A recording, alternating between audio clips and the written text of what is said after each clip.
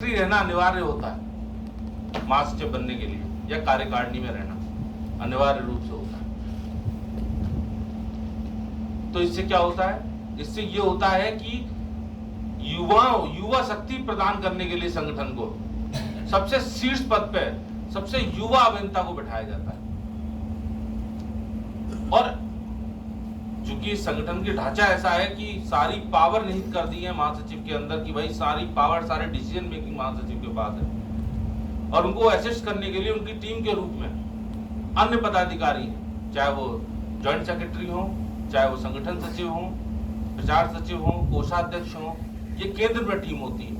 उसके बाद हमारी डिस्कॉम्स में टीम है जहां एमडीज बैठते हैं, वहां पर हमारे क्या नाम है उपाध्यक्ष हैं, सहायक सचिव हैं, सीनियर मेंबर्स रहते हैं, वो भी इलेक्टेड होते हैं। उसके नीचे जोन लेवल हो गया जहां चीफ बैठता है, वहां पर हमारे जोनल सेक्रेटरीज हैं, हर प्रदेश के हर कोने में जोनल सेक्रेटरी है।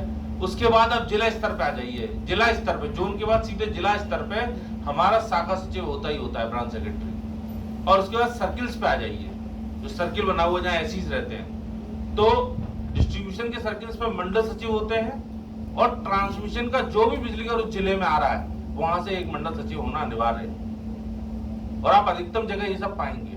मैं क्यों बता रहा हूं आपको?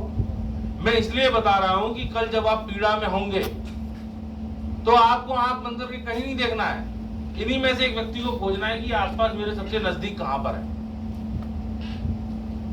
क्योंकि जिस क्षण वो संगठन के पदाधिकारी बना, यह उसका दायित्व हो गया कि उसका एक भी मेंबर प्रताड़ित महसूस ना करे, एक भी मेंबर अपने आप को अकेला महसूस ना करे, उसे ऐसा महसूस हो कि वो संगठन के परिवार में है और उसका कोई भी बाल भी बाका नहीं कर सकता है।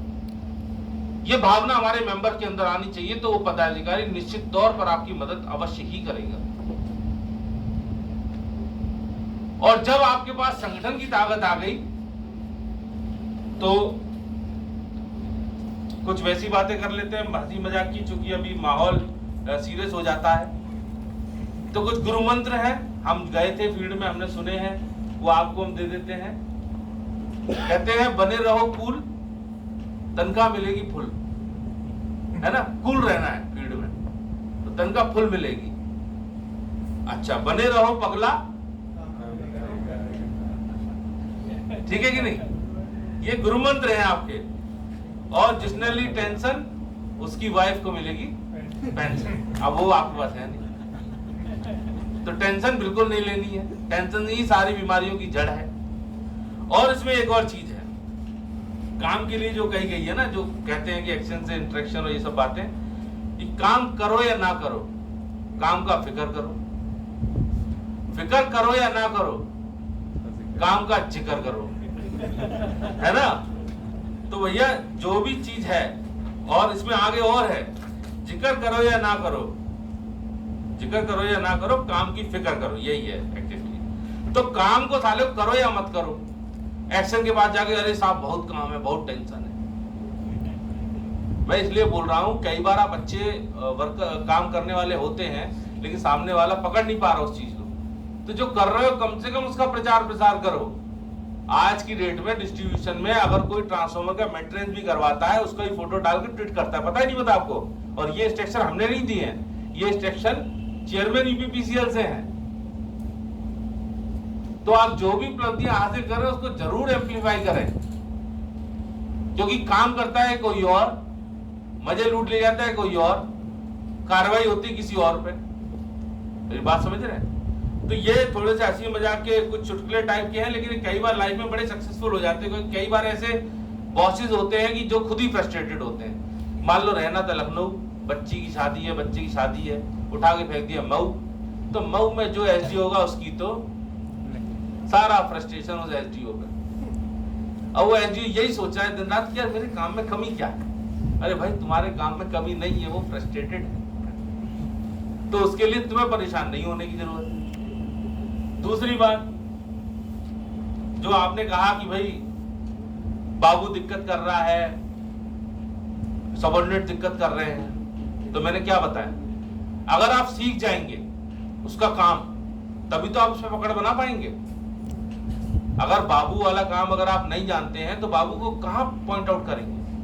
तो इसी पे 2 लाइन बोलूंगा मैं कि फन कुचलने का हुनर भी सीखना होगा, सांप के खौफ से जंगल नहीं छोड़े जाते। तो उसी जंगल में रह के उसी से हुनर सीख के उसी का फन कुचलेंगे। बस थोड़ा सब्र रखना है, अपने आप को प्रोटेक्ट करके चलना है कि कहीं कोई कार्रवाई ना हो जाए, अनावश्यक कोई दंड ना हो जाए। इसीलिए मैंने चार्ज नहीं लेने दिया, क्योंकि मेरे पिछली बार आज से 2 साल पहले एक धर्म संकट ऐसा आया था जब एक लड़के को ट्रेनिंग में सस्पेंड कर दिया गया था, और ट्रेनिंग में सस्पेंशन का मतलब होता है टर्मिनेशन। तो ये उस टाइम के प्रबंध निदेशक को नहीं पता था कि ट्रेनिंग को सस्पेंड करने का मतलब टर्मिनेशन होता है। जब उन्हें पता चला तो उन्होंने रातों रात उस ऑर्डर को कैंसिल किया कि मुझसे गलती है कि मुझे नहीं पता था कि नौकरी चली जाएगी। तो जब चार्ज नहीं होगा इंडिविजुअल तो कार्रवाई भी नहीं होगी, जिसके बाद चार्ज होगा उसके ऊपर कार्रवाई होगी। तो इसलिए मस्त रहिए, चार्ज वार्ज के चक्कर में 1 साल तक बिल्कुल ना पड़िएगा, पूरा फोकस लाइफ को जीने में लगाइएगा।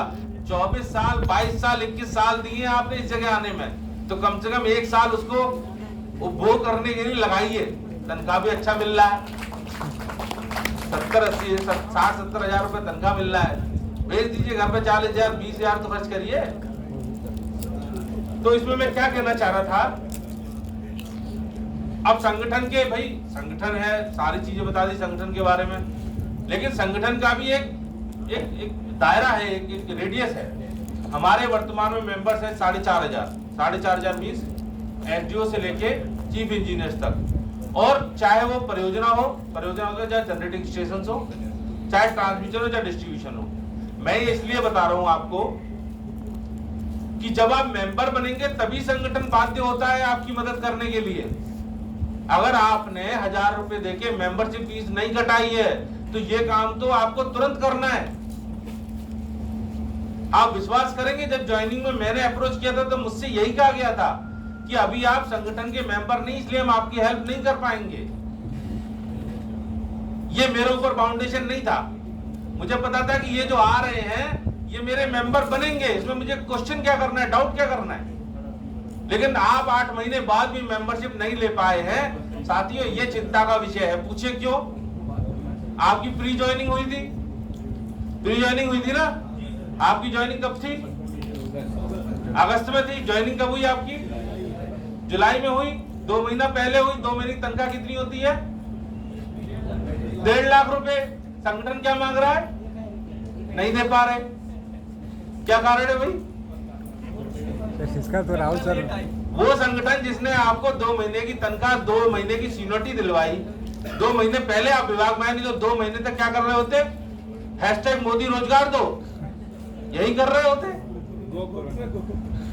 और उस संगठन की मेंबरशिप आपको लेने में विलंब हो रहा है। तो ये काम आप तत्काल आज करेंगे, इसके लिए बताया विवेक है और ये लोग हैं। 100% आप मेंबरशिप कंप्लीट कराएंगे इसको विदाउट एनी डिले। ये आपकी संगठन के प्रति निष्ठा को दिखाता है। हमारे यहाँ वो मेंबर्स हैं जो लाख रुपए भी कंट्रीब्यूट कर देते हैं संगठन के एक आह्वान पे, पूरी सैलरी दे देते हैं। तो हम तो आपसे जब मांग रहे हैं जब आपकी तनख्वाहें ऑलरेडी खाते में आ चुकी हैं, तो 1,000 रुपए में कोई डाउट नहीं होना चाहिए। आज आपने बहुत अच्छा काम किया, एप्रिशिएबल वर्क। आपका साथी पीड़ा में था, आपने कलेक्शन किया, उसकी हेल्प की, इसके लिए आप सब साधुवाद के पात्र हैं, धन्यवाद के पात्र हैं, जो आपने जो है अपने साथी की आगे बढ़कर मदद की। और इस तरह का वातावरण, सौहार्द वातावरण अवश्य बनाए रखें। साथियों, हमारे पास हमारे सोशल मीडिया के नाम पे फेसबुक और ट्विटर अकाउंट है। ट्विटर फॉलो करेंगे, फेसबुक पे जो भी इंफॉर्मेशन आती है उसको लाइक एंड फॉरवर्ड अवश्य करेंगे। रीजन बीइंग, आजकल सोशल मीडिया का जमाना है, ये आप महसूस करते होंगे। ट्विटर पे जो चीज हैशटैग में जाती है तो वो एकदम से व्यूज बन जाती है। तो हम भी उसी प्लेटफॉर्म पर हैं। सरकार का विरोध हमें करना पड़ता है। क्यों करना पड़ता है? निजीकरण की वजह से, प्राइवेटाइजेशन। आज हम क्या अपना भविष्य देखते हैं इस कॉर्पोरेशन में? जब मैं इस विभाग में ज्वाइन किया उसके 1-2 साल में आंदोलन होगा प्राइवेटाइजेशन का। साहब ज्वाइन किए होंगे 88 में आंदोलन हुआ प्राइवेटाइजेशन का। साहब का 3 साल बचा है। 87 में, 88 में आंदोलन हुआ था प्राइवेटाइजेशन का। 87 में ज्वाइन किया, 88 में आंदोलन हो गया। आपने 20 में ज्वाइन किया, आंदोलन हो गया। तो डर जरूर है, लेकिन उदाहरण भी है कि नौकरी कहीं नहीं जाएगी, संघर्ष जारी रहेगा। जो भी प्राइवेटाइजेशन का जब जब हमारे ऊपर अटैक होगा, हम उतनी ही मेहनत के साथ लड़ेंगे और निजीकरण जैसी चीज को पूरी तरीके से विरोध करेंगे। करेंगे कि नहीं करेंगे? करेंगे, इसमें भी कोई डाउट है? तो एकदम मान के चलिए, जो हमारा साथी चिंतित था कि निजीकरण में क्या होगा, कुछ भी नहीं होगा, कुछ भी नहीं होगा। इतना बड़ा प्रदेश है, इतने सारे युवा साथी इस विभाग को ज्वाइन कर लिए हैं, किसी की मजाल है जो हमारे विभाग के एक इंच जमीन तक ले जाए प्राइवेट कंपनी? हम कोई एयरपोर्ट है क्या जो अदानी आके ले लेगा?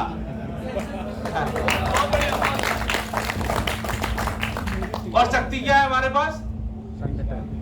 बिजली, मूलभूत सुविधा। और हुआ क्या था आंदोलन में? पूर्वांचल अंधेरे में चला गया था। और अंधेरे में कैसे जाता है? जब हम इंजीनियर होंगे। Got my point? एक्चुअली हम आजकल अधिकारी बनने लग गए, इंजीनियर नहीं बनना चाहते। अधिकारी कैसे? बढ़िया एक बंगला होना चाहिए, बढ़िया एक गाड़ी होनी चाहिए, बढ़िया एक ड्राइवर होना चाहिए, नौकर होना चाहिए, एक ऑफिस टिमटिमाता हुआ, जहां टेबल पे फाइल आए, साइन करें और अपने व्हाइट कॉलर जॉब में एकदम वापस आए।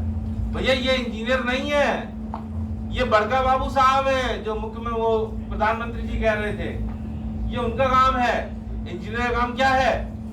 ट्रांसफार्मर की खोपड़ी पे जाके बैठ जाना, कितना टॉप अप है, कौन सी क्या नाम है, इंसुलेटर कौन सा क्रैक हो गया है, नीचे से दिखेगा इंसुलेटर ट्रांसफार्मर के ऊपर वाला, बुशिंग दिखेगी नीचे से।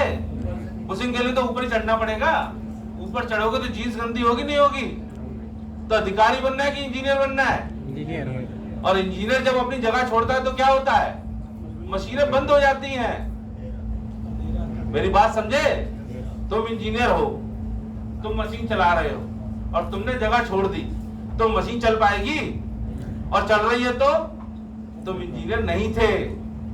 मेरी बात पकड़ पा रहे कि नहीं पकड़ पा रहे हैं? 220 बिजली घर से अगर मेरा इंजीनियर हट जा रहा है तो वो चल कैसे जाएगा? फिर तो इंजीनियर हुआ नहीं ना। इंजीनियर तो जब ढूंढा जाए कि भाई विनायक त्रिपाठी कहाँ है, वो उसमें कौन सी जगह थी, बचरावा में खोज मच जाए कि वो गया कहाँ, कि वो तो दिल्ली निकल गया। ऐसा जलवा होना चाहिए आपका। कौन सी रिले, कौन सा वायर, कौन सा कंडक्टर, कौन सा क्या नाम है सर्किट, एकदम दिमाग में इंजीनियर की तरह रटा हुआ होना चाहिए। लोग याद करें, ऐतिहासिक फंड इतिहास रहा हमारा, इंडिया में फर्स्ट, हम इंडिया में 400 केवी 765 केवी हम कंसल्टेंट बनते थे महाराष्ट्र जैसे प्रांतों के। ये गौरवशाली चीज नहीं है?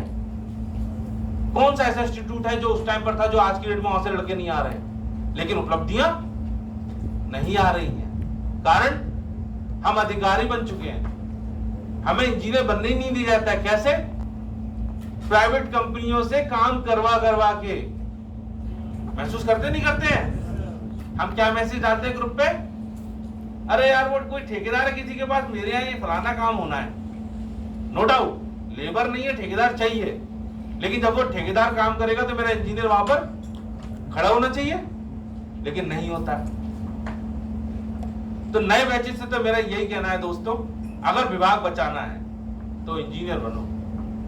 मेरे साथ बहुत सारे साथी ट्रांसमिशन में रहे, मैंने उनसे बस यही पूछा, मैंने कहा तुम पूरे बिजली घर में कोई ऐसा तार निकाल सकते हो जो तुम्हारे हटने के 20 मिनट बाद पूरा बिजली घर बंद हो जाए?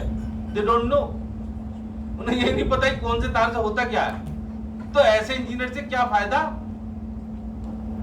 जब तुमको अपने बिजली घर के दिल की धड़कनें नहीं पता है। हाँ, तुमको पता है पिछले पुराने इंजीनियर जब घर से निकलते थे तो सबसे पहले क्या करते थे? जाके बिजली घर में सबसे पहले जाके ट्रांसफार्मर छूते थे। ऐसे कैसे छूते थे कि भाई गर्म तो नहीं हो रहा है, कल जितना टेम्परेचर था उतना ही है ना, मतलब उसको नापते थे, उसके दिल की धड़कन महसूस करते थे। अब जाते ही नहीं यार्ड में, वहीं ऐसा को बोल के भैया चाय लेते आना, जरा बिस्किट लेते आना, वहीं बैठेंगे और जय साहब देख लिया था बिजली घर सुबह? हाँ जी देख लिया। तो भैया जय साहब देखेंगे तो जय साहब ही अधिकारी कहलाएंगे, जय साहब की बूझ होगी, एसडीओ साहब की नहीं होगी। अगर सब कुछ जय साहब ही जानेंगे, लाइनमैन साहब ही जानेंगे, तो भैया बूझ भी उन्हीं की होगी, उन्हीं को सुविधाएं भी मिलेंगी एडिशनल। हर अधिकारी उन्हीं को पूछेगा, आपको नहीं पूछेगा। आपसे कहेगा भाई तुम साइड में हटो, तुम तो सिर्फ हमने इसलिए रखा है कि जो चिट्ठियां ऊपर से आएंगी उनका जवाब दोगे और तुम पे ही कार्रवाई करेंगे हम। मतलब हमने रखा है तुम्हें एज अ बलि का बकरा। अब जब प्रेस करने की बात आएगी, प्रशस्ति पत्र देंगे तो किसको देंगे? उसको देंगे जो काम कर रहा है उस पैनल में घुस के अंदर प्लास पेचकस लेके। ये बहुत गहरी बात बता रहा हूं मैं। पुराने इंजीनियर से बात होती है, जब मशीन सिंक्रोनाइज होती थी प्लांट में तो एसडीओ जेई को हाथ नहीं लगाने देता था, और आज की डेट में सारी मशीनें जेई चला रहे हैं। ये इंजीनियरिंग करके आते हैं हम लोग कॉलेज से, कि जो हमारा काम था हमने सबऑर्डिनेट को बता दिया और उन्हें बता दिया, और अब उनसे करवा रहे, हम खुद जीरो हो गए। तो मैं उम्मीद करता हूं कि इस बैच में वो जज्बा है, इस बैच में वो इंजीनियर्स हैं, मैंने जो शुरुआत में बात बोली थी, जो इस विभाग की काया पलट करने में सक्षम है। और मुझे पूरी उम्मीद है कि जब मैं अगली बार आपसे मिलूंगा तो मुझे वहां का एक्सीन ऐसी कह रहा होगा कि यार बड़े खतरनाक इंजीनियर्स आए 20 बैच में। ऐसा होगा कि नहीं होगा? हाँ, निश्चित तौर पे होना चाहिए। साथियों, जब आप ट्रांसमिशन में है तो मेरा व्यक्तिगत अनुरोध है कि मैं वितरण क्षेत्र में रहा, कि अपने वितरण वाले छात्रियों के साथ बैठिए, पार्टी करिए, मिलिए जुलिए। एक साल आपके पास है, मुरादाबाद से निकलिए, गाजियाबाद जाइए, गाजियाबाद वाला इंतजाम करेगा अपने कमरे में रुकवाने का, वहां दावत देगा, आपको घुमाएगा भी। गाजियाबाद वाला मुरादाबाद जाए, वहां से जिम कॉर्बेट जाइए, जिम कॉर्बेट घूम के आइए सब एक साथ जाके। और इससे क्या होगा? इससे ये होगा, कल आप जब लाइन ट्रिप होगी 33 की, तो आप कम से कम उस एसडी डिस्ट्रीब्यूशन से मैगर नहीं करवाएंगे, कहते भाई मैं ट्राई दे देता हूं। वो वातावरण होना चाहिए, नहीं तो लाइन ट्रिप हो जाती है, एसडी डिस्ट्रीब्यूशन कह रहा है लाइन एक बार ट्राई ले ले, वो कहेगा नहीं मैं मैगर करूंगा। ऐसा लगता है जंग छिड़ी हुई है आपस में। तो वो सौहार्द वातावरण बनाने के लिए बहुत आवश्यक है साथ में बैठना उठना, खाना पीना। और कभी भी जीवन में बिगड़ लक्ष्य के मत रहिएगा। लक्ष्य मैं नहीं कह रहा कि अब तुम जाके आईएएस की तैयारी करने लग जाना, आईएएस की तैयारी कुछ लड़कों ने शुरू कर दी है, क्योंकि प्राइवेटाइजेशन हो रहा है, नौकरी जाएगी, पता चला शादी भी नहीं हुई, इसलिए कुछ और तैयारी कर लेते हैं। ऐसा मन में भ्रम आ जा रहा है, लेकिन निश्चित मान के चलिए ऐसा कुछ होने वाला नहीं है। तो लक्ष्य कैसे? लक्ष्य कुछ भी हो सकता है। यही हो सकता है कि हम लखनऊ में टिके हुए तो लखनऊ की एक गली का खाना खा के आएंगे। छोटे छोटे लक्ष्य होने चाहिए, छोटे छोटे अचीवमेंट्स होने चाहिए, कुछ लंबा चौड़ा नहीं। हो सकता है किसी ने यही लक्ष्य ले लिया हो कि अब तो नौकरी में आ गए हूं, अब कोई ऐसी क्वालिटी नहीं बचेगी जिसे मैंने चखा नहीं, वाइन्स में या विस्की में। हो सकता है उसने तय कर लिया हो कि अब कोई ऐसी क्वालिटी नहीं बचेगी, चाहे वो किसी की। तो ये लक्ष्य बनाइए लाइफ में, लक्ष्य बनाइए कि मुझे जो है वीकेंड्स पे निकलना है कहीं। जब आप नहीं थे तभी विभाग चल रहा था ना, तो संडे में आप चले जाएंगे, विभाग बंद हो जाएगा, तो आपने जाना क्यों छोड़ दिया? इमोशनल ब्लैकमेलिंग, यार मत जाओ यार, क्योंकि उसे खुद जाना है। तो आपने क्या कहना है कि सर मेरी जवानी बर्बाद हो जाएगी, मुझे जाने दीजिए। आपकी तो बर्बाद है, आपका तो मैं कुछ नहीं कर सकता सुधार। तो वीकेंड्स पे निकलिए, यही लाइफ है। ये विभाग चलता रहेगा ऐसे ही। इतने रॉयल, इतने डायनेमिक इंजीनियर होने के बावजूद भी आज की डेट में कई ट्रांसमिशन के बिजली घर निजी कंपनियों को दिए जा रहे हैं। और इससे ज्यादा हम क्या करेंगे बताइए? जो बिजली घर हमें दिया जाता है हम उसे पूरी निष्ठा से चलाते हैं, फिर भी हमें उस काबिल नहीं समझा जाता है कि वो बिजली घर हमें दिए जाए। और जबकि हम इतवार सोमवार सारी छुट्टियां, सारे त्योहार, सब कुछ सेक्रीफाइस कर देते हैं दिन रात। चूंकि आपका नई शुरुआत है, मुझे पूरी उम्मीद है आप मेरी बात को पकड़ेंगे और छुट्टियां लेंगे, पार्टियां करेंगे, एक साल पूरी ऐसे जिएंगे जैसे कि लाइफ में कुछ अचीव किया है, कुछ खुशी के पल जीवन में आए हैं। और सबसे बड़ी बात यह है कि जो सदस्य किन्हीं भी कारणों से इस मीटिंग में नहीं आ पाए, उनसे आप लोग बैठेंगे, अभी वो पार्टी में आपके साथ रहेंगे, आप रात में भी नाच गाना होगा आपका पूरा, मुझे पूरी उम्मीद है आप लोग पूरा एंजॉय करेंगे रात में। उनसे पूछिएगा एक बार ये सवाल कि ऐसा कौन सा कारण था कि संगठन की कॉल पे, क्योंकि देखिए आप लोग नए हैं और मेरा भी व्यक्तित्व ऐसा नहीं है कि जब मैं महासचिव हूं तो सीना चौड़ा करके और अकड़ में घूमता रहूं कि सब मुझे ही राजा टाइप का समझे। ऐसा नहीं है मेरा व्यक्तित्व। बहुत ही ग्राउंड टू अर्थ रहने का प्रयास करता हूँ, लोगों के बीच में जाने का प्रयास करता हूँ। लेकिन केंद्रीय नेतृत्व के पास भी थोड़ा सा तो समय का अभाव रहता है कि प्रदेश की बहुत सारी समस्याएं कहीं ना कहीं कुछ ना कुछ प्रदेश में चलता ही रहता है। कुछ ना कुछ, इतना बड़ा प्रदेश है, कहीं जनरेशन में, कहीं डिस्ट्रीब्यूशन में, ट्रांसमिशन में फोन कॉल्स आते रहते हैं। तो हमारा बस मकसद आपको आके यहाँ पे, हमने और तो कुछ नहीं किया, हमने आपको बस ये भरोसा दिलाने का प्रयास किया है कि आप उस अम्ब्रेला के नीचे हैं, उस अम्ब्रेला के नीचे हैं। जब तक वो अम्ब्रेला है आपके सर के ऊपर, तब तक ना ही आपकी कोई ट्रेनिंग एक्सटेंड करा सकता, ना ही आपका कोई अधिकारी उत्पीड़न कर सकता है, ना ही आपका कोई बाल विवाह का फील्ड में कर सकता है। यही तो विश्वास दिलाने का पूरी स्पीच में प्रयास किया गया हर मेंबर्स के द्वारा। और जबकि आपने अपने संगठन की ताकत को व्यक्तिगत रूप से महसूस किया है, उसके बावजूद भी अगर कुछ सदस्य हमारे भ्रमित हैं तो हमें उन्हें अपने साथ जोड़ना पड़ेगा, लाना पड़ेगा। ये उनकी जिम्मेदारी होती है जो प्रेजेंट होते हैं, उनको भ्रमित लोगों को सही राह दिखाने का और अपने संगठन को और मजबूत बनाने का। ये आपका दायित्व है कि जब आप फील्ड में जाएंगे और कल जब मैं आपसे कहूंगा कि आप मंडल सचिव बनिए, तो आप सीना चौड़ा करके बोलेंगे ठीक है सर, जो दायित्व मुझे दिया गया संगठन की ओर से मैं उसका निर्वहन करूंगा पूरी शिद्दत से। ये नहीं कहूंगा कि भाई मैं नहीं कर पाऊंगा सर, मेरे पास समय का अभाव है। अरे समय का अभाव उन पर होता है जिनकी टाइम मैनेजमेंट स्किल वीक होती है।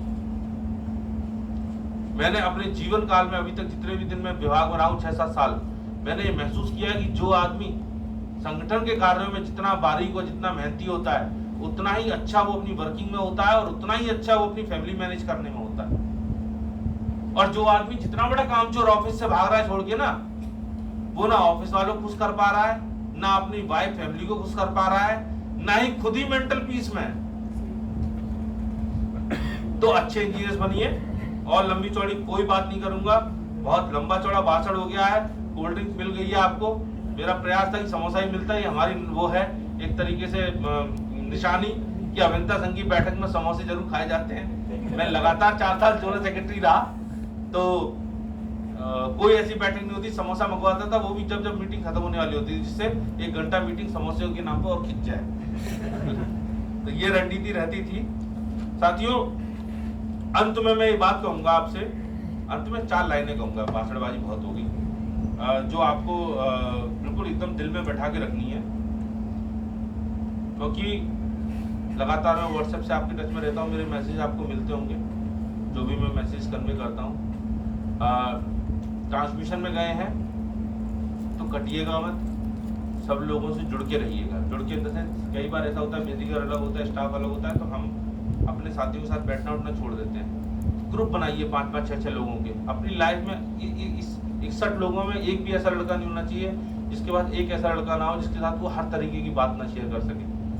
क्योंकि आगे आने वाले टाइम में जब आपका रिस्पॉन्सिबिलिटीज आएंगी तो थोड़ी सी लाइफ टफ हो जाती है, यू विल फील दैट। और साथ में और पैरेलल में चीज चलती है, तो इसलिए अच्छा ग्रुप होना, अच्छे फ्रेंड्स होना बहुत जरूरी है। हमने एक बहुत ऐतिहासिक संघर्ष किया ज्वाइनिंग के टाइम पे, इसके कारण से मेरे पास बहुत तगड़ा ग्रुप है अपना, और हमने कभी भी एक दूसरे को अकेला महसूस नहीं किया। जब भी हम पीड़ित हुए, भले हमने अपने सीनियर्स को ना कन्वे कर पाया, लेकिन फ्रेंड सर्कल में हमने जरूर अपने एक दूसरे को कन्वे किया। तो ऐसा फ्रेंड सर्कल आपके पास भी होना चाहिए।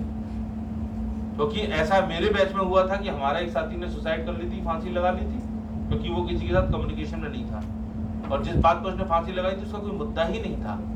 मतलब अगर वो हमसे शेयर कर लेता हम लड़कों से, तो हम उसे खुद ही रेक्टिफाई करा देते। तो ऐसी परिस्थिति किसी और बैच में ना आए, ये हम लगातार अपने बाद में प्रयास करते रहे 14 ऑनवर्ड्स, और लकली ऐसा कुछ होने नहीं दिया है, ना ही भगवान करे ऐसा कभी हो। तो 2 लाइनें बोलूंगा कि उसूलों पर जब आँच आए तो टकराना जरूरी है, अगर जिंदा हो तो जिंदा नजर आना जरूरी है। इन्हीं सब शब्दों के साथ साथियों, जय संगठन, जय